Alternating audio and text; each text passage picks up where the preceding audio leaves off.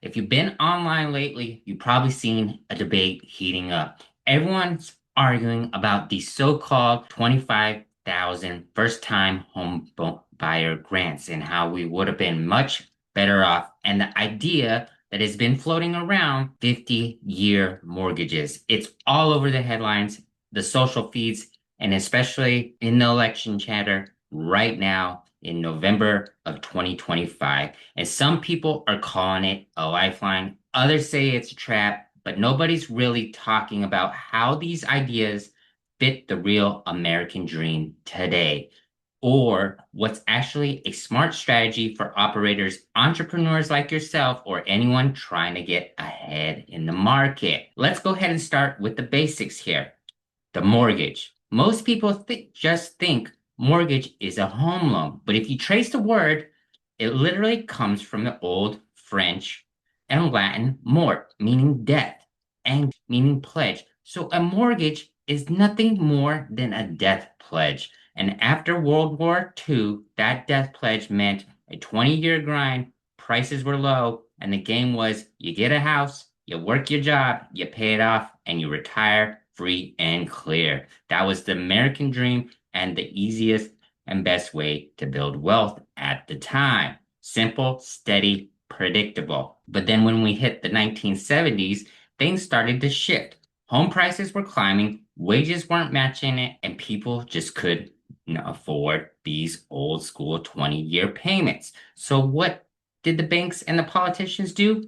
They stretched the term. Now suddenly the 30-year mortgages became the new normal. It lowered monthly payments and let more people afford bigger homes and the economy moving. But let's be clear, the shift wasn't about financial freedom. It was about keeping the machine running, keep people buying, and making sure the money kept circulating. So now it's 2025 and the gap between income and home prices is bigger than it's ever been. Most people can't touch a median price home on a 30-year mortgage at today's rates, 6, 7%, sometimes even higher depending on your credit. So what's the answer that the system is floating? Well, let's make the term even longer. Enter the 40-year and 50-year mortgages. And in the middle of an election that just happened, everyone's talking about these 25,000 first-time home buyer grants that were offered back in 2024. That supposedly would have changed everything. But let's break down the real story here. First, the 50-year mortgage.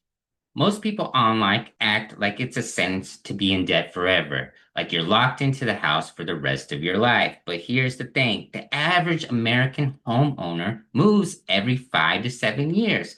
That's not some throwaway stat, that's the real data.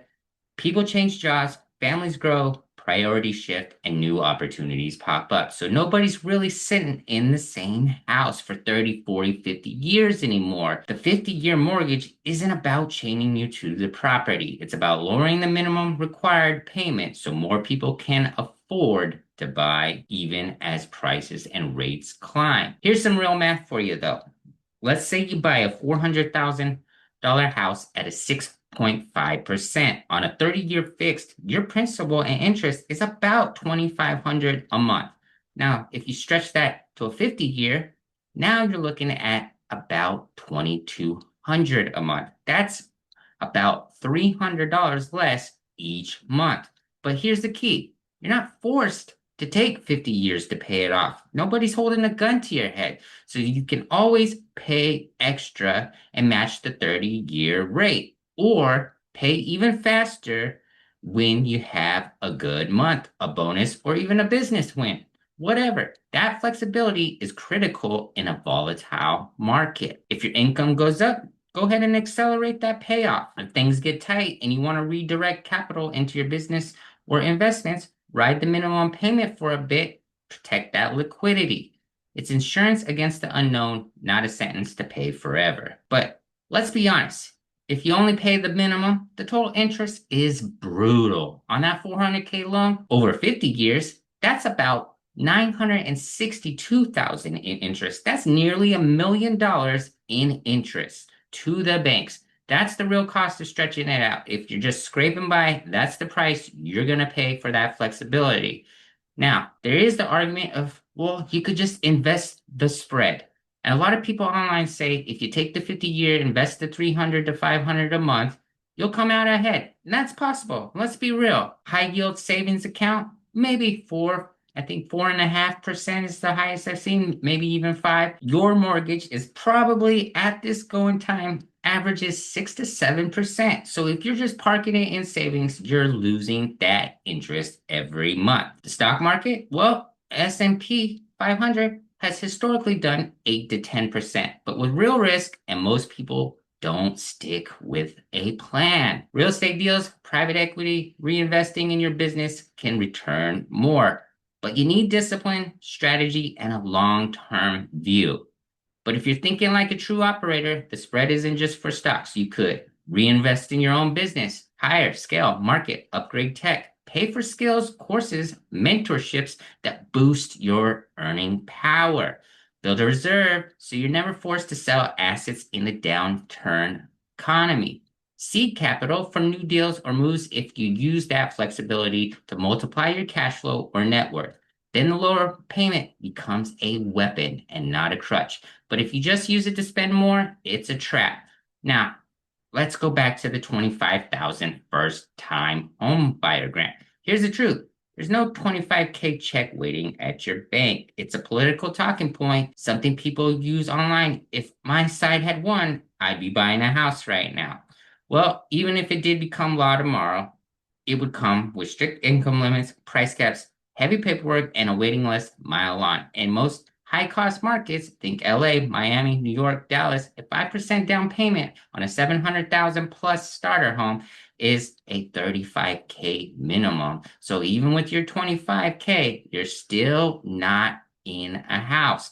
That grant helps, but you're still going to need some serious cash and add in closing costs, reserves, some debt to income requirements, and the barrier is way higher than any single program can cover. And history tells us when government throws money at buyers without building new homes, prices spike and sellers gonna raise those numbers.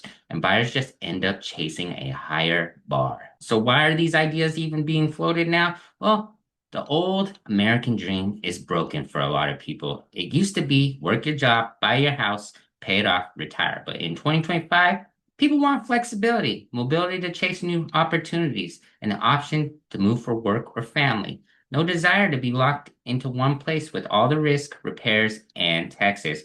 Renting isn't a failure anymore. For many, it's a smart strategy. You can invest, travel, or just stay liquid and wait for the right move.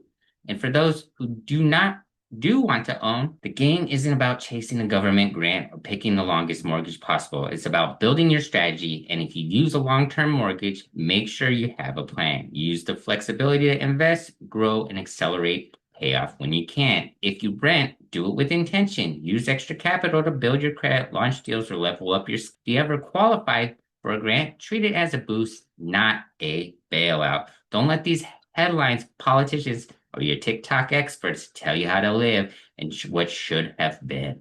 Look at the numbers, know the market, stack every tool in your favor, build the system that fits your goals, not your parents, not your friends, and not your favorite influencer. The real American dream in 2025 isn't just a house, it's options, leverage, cash flow, and control. Don't play by the rules that were made for a different era. You got to move smart, move like an operator, and turn all this market noise into real moves that matter. If you want breakdowns like this, capital, funding, advanced credit, real estate, operator strategy, go ahead and subscribe or drop your thoughts and questions in the comments. And if you're ready to play at a higher level, go ahead and reach out directly. Once again, I'm Zach, and this is where the market noise becomes real strategy. Stay sharp, keep learning, and I'll see you on the inside.